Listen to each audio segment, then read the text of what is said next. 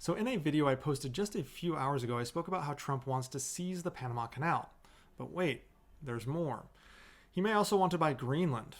Now this is a notion Trump brought to light during his presidency back in 2019, and we all kind of chuckled and thought nothing of it. But today, he once again brought up the fact that he would like to buy Greenland using your taxpayer dollars. Trump describes Greenland as a critical asset, saying it is an absolute necessity that the United States controls the island both for national security and global stability reasons. He made these comments today when announcing Ken Howery as his nominee for U.S. ambassador to Denmark. So why Greenland? Well, aside from being the world's largest island, it is a self-governing territory within the Kingdom of Denmark, and it holds enormous geopolitical importance due to its location in the Arctic, which is becoming increasingly vital for global trade as well as military strategy. It also has a significant amount of natural resources that can be mined and shipped via new shipping routes as the ice melts around Greenland. Now, these natural resources include rare earth minerals, which are crucial for modern technologies. Greenland also acts as an early warning system by hosting the newly named Bidufik Space Base, which is a U.S. military installation used for missile defense and space surveillance.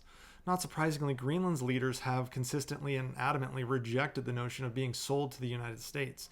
Greenland's prime minister recently reiterated that the island is not for sale and never will be. He emphasized Greenland's autonomy and its people's right to self-determination, firmly dismissing any possibility of such a transaction. Now, Danish leaders, which, as I said, this falls under the Kingdom of Denmark, have also condemned the idea, stating that these discussions should be off limits and Greenland's sovereignty is non-negotiable. Trump's renewed focus on Greenland is part of a broader pattern of provocative foreign policy proposals. As I said, he alluded to seizing the Panama Canal. He jokingly called Canada the 51st state in front of Trudeau and has apparently held internal discussions on conducting a soft invasion using special operations forces to destroy cartels in Mexico, all of which have drawn general condemnation from the leaders of those countries. Nonetheless, just for funsies, how much would Greenland cost the American taxpayer?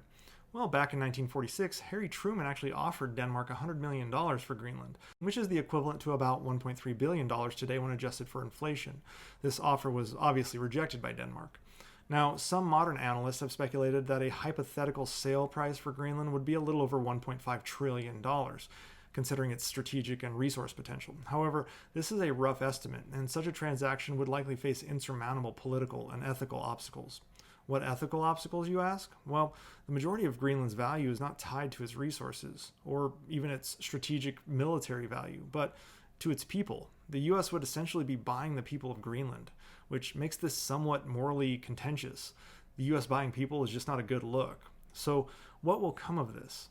I don't know, probably nothing. And frankly, it's a waste of time for pretty much everyone involved because there are more pressing real-world issues that could be hashed out with the very precious time the incoming president has. Nonetheless, I guess we'll keep an eye on the Trump administration's ambitions to bring Greenland in as the 51st or maybe even the 52nd state at this point. We'll see.